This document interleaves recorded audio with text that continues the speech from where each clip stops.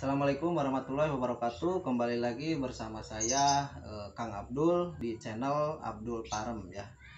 Nah, baiklah, pada kesempatan hari ini saya akan menjelaskan sekaligus mempraktekkan bagaimana cara memperbanyak bakteri Paenibacillus polymixa ya, atau agen hayati ya. Nah, contohnya seperti ini. Ini adalah indukan atau bibit yang kita dapat dari lab ya, dari lab POPT. Ini bakteri Bacillus polymixa ya. Nah, bagaimana cara memperbanyaknya dan untuk apa kita memperbanyak bakteri Paenibacillus polymixa ya. Nah, jadi bakteri Paenibacillus polymixa ini sangat penting bagi para petani dimanapun Anda berada. Nah, khususnya bagi para petani padi. Nah, kenapa sangat penting? Karena bakteri Paenibacillus polymixa ini adalah solusi untuk mengatasi atau menekan perkembangan hama kresek ya, hama kresek atau hawar daun bakteri. Nah, karena hama kresek itu sangat merugikan petani, bahkan bisa menurunkan produktivitas tanaman padi ya. Nah, jadi kita penting memperbanyak bakteri Paenibacillus polymixa. Kenapa? Karena sangat mudah untuk memperbanyak bakteri ini, sangat mudah dan sangat murah ya biayanya, tidak terlalu mahal. Nah, bagaimana cara memperbanyak? Cara memperbanyaknya, kita yang pertama kita siapkan itu adalah tentunya bibitnya ya, bibit atau disebut indukan paeni ya. Ini bisa kita dapatkan di lab POPT atau lab pengamat hama ya, atau Bapak Ibu bisa menanyakan langsung ke petugas POPT atau petugas penyuluh pertanian yang ada di daerah Bapak petani atau Ibu petani dimanapun Anda berada ya. Ini bisa menanyakan langsung ke balai penyuluhan ya. Nah, terus yang kedua yang kita siapkan adalah jeligen. Nah, ini jeligen untuk media ya, untuk media pertumbuhan bakteri ini. Kita siapkan jeligen tergantung ya ukurannya, mau ukuran berapa. Nah, sekarang yang saya siapkan, yang saya praktekkan ini ukuran jeligen ukuran 10 liter Pak. Ukuran 10 liter dengan menggunakan 2 tub ya, atau 2 tabung bakteri Paenibacillus polymixa ya. Nah, jadi 2 tabung ini bisa diperbanyak dengan menggunakan cairan kentang sebanyak 10 liter air. Nah, cairan kentang sebanyak 10 liter air. Nah, lalu bagaimana cara membuat cairan kentangnya? Nah, ini kebetulan saya udah punya cairan kentang sebanyak 10 liter yang sudah jadi ya Pak. Nah, bagaimana cara membuat larutan kentangnya? Nah, yang pertama kita beli kentang sebanyak 3 kilo. Karena untuk 10 liter itu dibutuhkan kentang sebanyak 3 kilo. Nah, kita beli, kita bersihkan, dikupas, lalu kita potong kotak-kotak atau mau seperti apa, yang penting dipotong-potong. Nah, lalu kita rebus ya. Kita rebus dengan menggunakan 10 liter air. Nah, 10 liter air itu sampai mendidih, sampai si kentangnya matang atau benar-benar matang dengan ciri kalau misalkan kita ambil si kentang digigit itu sudah terasa empuk ya, itu artinya kentangnya sudah matang. Nah, lalu setelah kentangnya matang, kita ambil kentangnya, kita angkat. Nah, kita angkat kentangnya.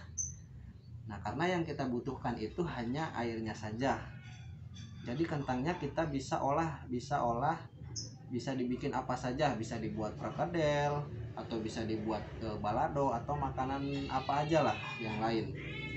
Yang kita butuhkan itu hanya airnya. Nah, setelah kentangnya kita angkat, lalu kita airnya yang masih panas itu dikasih gula ya, dikasih gula sebanyak 3 sendok makan, dikasih gula sebanyak 3 sendok makan.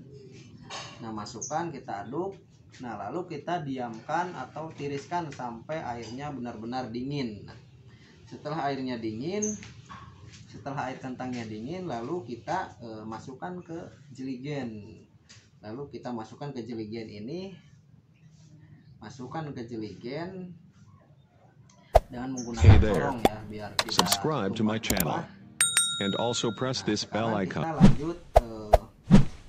Kita lanjut menuangkan bakteri ke jeligen. Bagaimana cara pengambilannya? Nah, cara pengambilannya mudah. Kita buka ya kapasnya.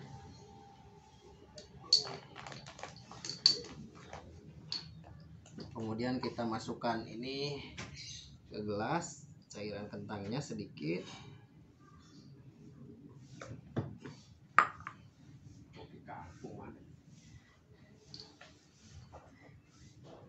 Nah, kemudian kita ambil bakterinya ya.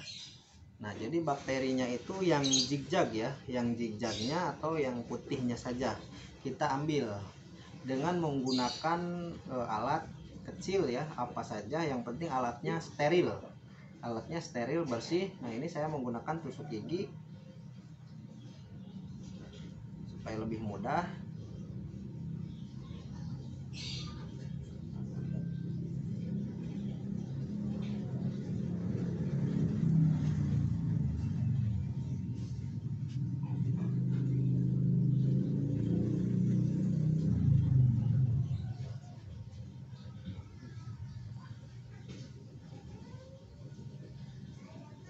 Nah, contohnya seperti ini. Lalu kita masukkan ke gelas tadi. Nah, udah, ini diambil bakterinya saja. Nah, ini yang satu lagi sama, kita ambil bakterinya saja ya, yang putihnya, karena yang di bawahnya itu adalah media buat tumbuhnya, ini hanya agar-agar. Nah, yang kita butuhkan itu hanya bakterinya saja.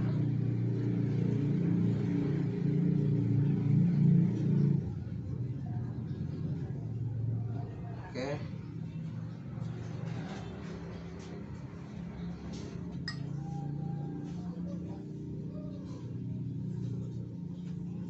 Udah, kita masukkan.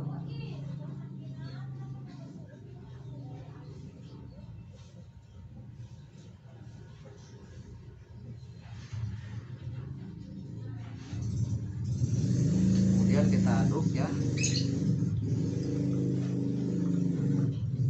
Lalu kita tuangkan ke dalam jeligen ya.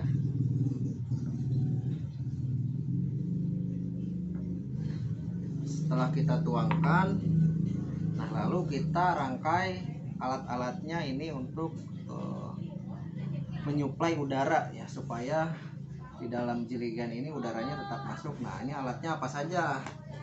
Yang pertama kita siapkan aerator. Ini aerator untuk akuarium, ada selang akuarium, terus ada glass wall ya, glass wall sama untuk saringan akuarium, terus ada lilin malam, sama ini PK ya. PK ini juga biasa untuk obat gatal atau untuk mengobati bakteri pada ikan. Nah, terus air bersih ya, air bersih. Nah, ini si botol aqua sama jeligen tutupnya itu harus dilubangi ya, masing-masing dilubangi 2 lubang ya, masing-masing 2 lubang. Nah, oke. Yang pertama kita masukkan dulu PK ya ke dalam air bersih. Sedikit aja, ini untuk menyaring udara ya, supaya udaranya tetap bersih, tak kocok. Nah, lalu bagaimana cara merangkai selangnya? Oke. Yang pertama itu selang dari aerator ya. Selang dari aerator pertama itu kita masukkan ke dalam aqua yang berisi cairan PK ya, yang berisi cairan PK kita masukkan. Ini sampai yang pertama itu dari aerator sampai ke dalam ya, sampai ke dalam. Oke, gini sampai ke dalam.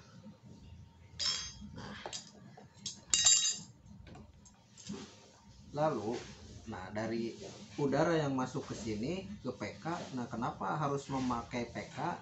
Karena supaya bisa tidak mungkin udara yang dihasilkan dari aerator itu kan tidak mungkin bersih udaranya, itu bisa terjadi kontaminasi dari bakteri lain. Supaya si bakteri atau udaranya yang keluar dari sini benar-benar bersih, pertama kita masukkan dulu si udaranya ke dalam larutan PK. Jadi supaya bakteri yang tidak diinginkan masuk ke sini itu bakterinya mati. Yang dari atas air ini.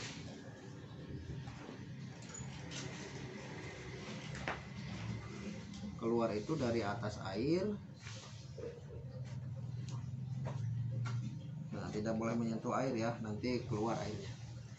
Kemudian masuk lagi ke dalam aqua yang berisi glass wall.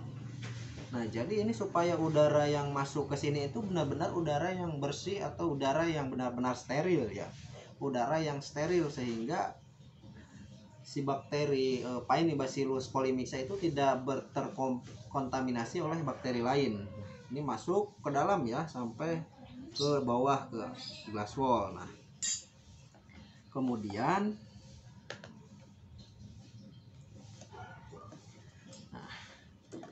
yang udah udara dari sini ke bawah, kita masukkan langsung ke dalam jeligen.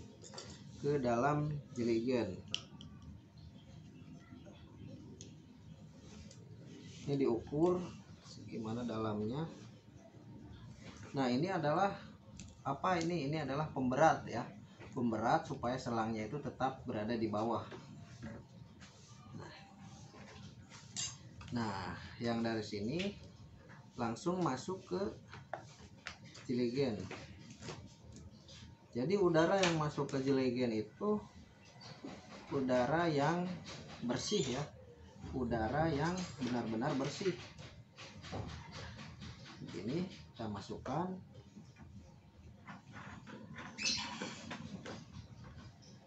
Tutup yang rapat.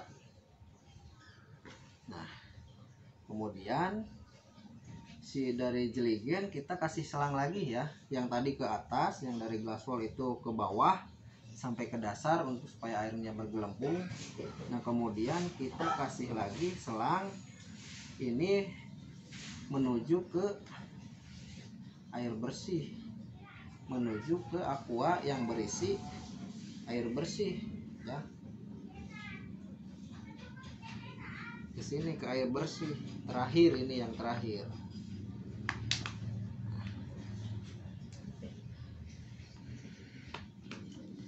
Ini juga sampai ke bawah.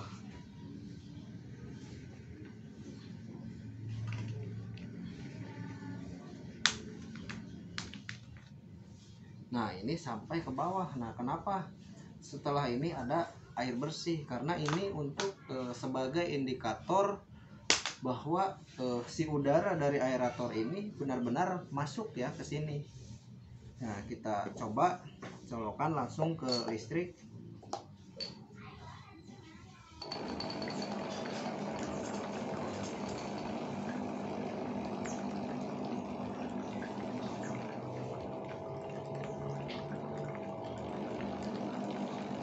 Belum penuh. Nanti ini udara gelembung akan keluar dari sini, dari indikator ini.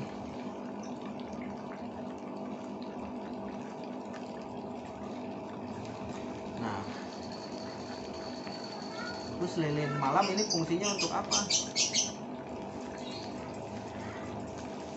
Untuk mencegah kebocoran ya.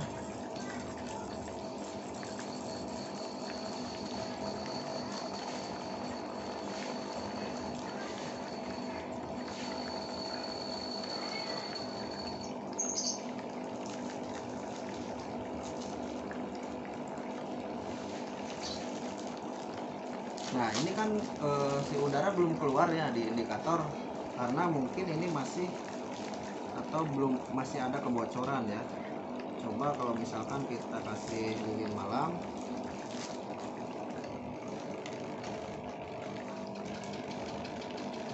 takut terjadi supaya nggak bocor ya.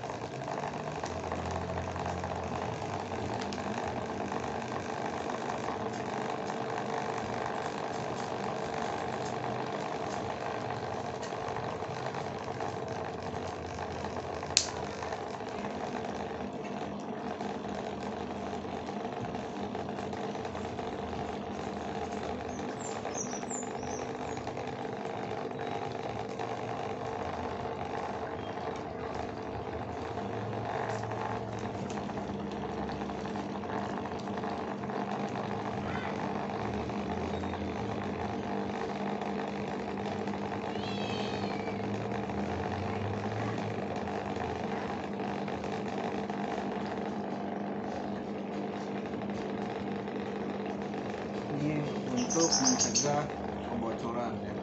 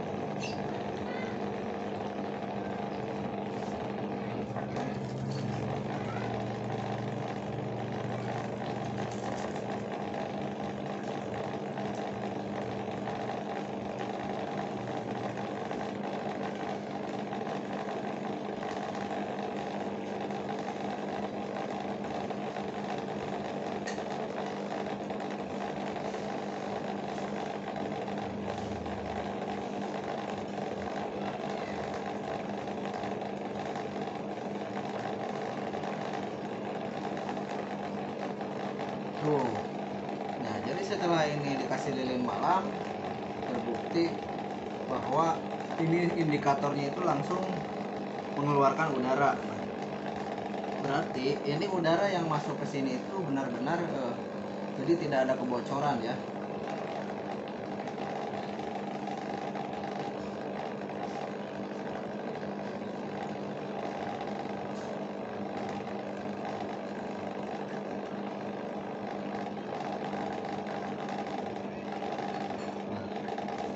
Oke, sudah selesai merangkainya. Nah, lalu ini proses terjadinya fermentasi ini berapa lama sampai selesai? Jadi ini proses fermentasi dengan cara aerator ini diusahakan sampai 14 hari ya. Diusahakan sampai 14 hari. Aeratornya tidak boleh mati ya. Kalau misalkan ada mati lampu, sejam atau 2 jam mah nggak apa-apa. Tapi kalau misalkan mati lampu sehari, nah ini kita harus kita goyang-goyang supaya udaranya tetap ada ya, untuk menghasilkan oksigen. Nah, setelah 14 hari kita cek, kita buka tutupnya, kita cek si larutan kentangnya itu bakteri Peony-nya udah jadi atau belum. Nah, ciri-ciri bakteri Peony yang jadi itu ketika dibuka itu baunya itu wangi ya. Jadi baunya itu bau-bau seperti tape. Jadi wanginya seperti tape, itu berarti bakterinya udah jadi ya. Bakterinya udah jadi, udah siap digunakan. Nah, ciri-ciri yang tidak jadi itu berbau busuk ya. Jadi baunya sangat busuk. Nah, itu artinya bakterinya mati, tidak jadi. Nah, lalu bagaimana cara pengaplikasiannya? Nah, cara pengaplikasiannya ini larutan yang 10 liter itu untuk 3 hektar lahan padi ya. Untuk 3 hektar ya, minimal untuk 3 hektar. Nah, jadi per hektar itu kita membutuhkan 3 liter. 3 liter larutan kentang, 3 liter paeni ya. Paeni yang sudah jadi itu 3 liter disemprotkan untuk 3 hektar ya. Tapi kalau untuk lebih baik itu kita bisa buat lebih banyak lagi, karena ini kan bakteri. Jadi kalau bakteri itu dosisnya itu tidak terlalu penting ya. Justru kalau lebih banyak itu akan lebih baik. Jadi lebih banyak bakteri yang disemprotkan ke padi, secara otomatis penjagaan terhadap bakteri kresek itu akan lebih banyak ya. Penjagaan artinya tamengnya itu lebih banyak, karena jumlah kresek itu akan terkalahkan oleh jumlah bakteri Paenibacillus ya. Jadi secara otomatis si bakteri kreseknya itu akan musnah. Bahkan kalau untuk pencegahan sejak dini, misalkan untuk perendaman benih padi bisa menggunakan ini juga. Untuk lebih maksimal kita bisa menggunakan penyemprotan bakteri Paenibacillus itu 2 minggu sekali ya. Setiap 2 minggu kita semprot secara berulang-ulang terus setiap 2 minggu. Cuma satu catatan, kalau untuk menyemprotkan bakteri atau agen hayati itu si tangki ya, tangkinya itu harus benar-benar steril atau harus benar-benar bersih. Tidak boleh dicampur dengan obat apapun, apalagi dengan pestisida atau insektisida, itu sangat tidak boleh ya, karena ini agen hayati. Bagaimanapun agen hayati itu adalah makhluk hidup ya, jadi kalau dicampur dengan pestisida atau insektisida secara otomatis bakterinya akan mati. Nah, jadi diusahakan kalau untuk penyemprotan bakteri itu tangkinya harus misah ya. Bapak dan Ibu petani harus punya tangki khusus untuk penyemprotan bakteri. Disemprotkannya setiap jam berapa? Nah, bagusnya kalau untuk penyemprotan bakteri itu penyemprotannya itu bagusnya sore hari. Nah, karena sore hari itu menjelang malam kan, artinya dingin. Nah, kalau pagi hari itu menjelang panas, jadi ditakutkan bakterinya sebelum masuk ke dalam padi, sebelum masuk ke tanaman padi, mati duluan terkena sinar matahari ya, karena bakteri itu rentan terkena sinar matahari. Jadi diusahakan penyemprotan itu bagusnya sore hari, jam 4 lah, setelah asar atau setelah matahari terbenam lah. Jadi jam 4 sampai jam 5, jam 6 lah, jam 4, jam 5, jam 6 ya. Jadi penyemprotan itu bagusnya sore hari. Oke, demikian penjelasan bagaimana cara perbanyakan bakteri Paenibacillus polymixa dari saya. Mudah-mudahan bermanfaat bagi seluruh Bapak dan Ibu petani dimanapun Anda berada. Jangan lupa videonya di like, comment, share, and subscribe ya. Jangan lupa subscribe. Oke, terima kasih. Wassalamualaikum warahmatullahi wabarakatuh.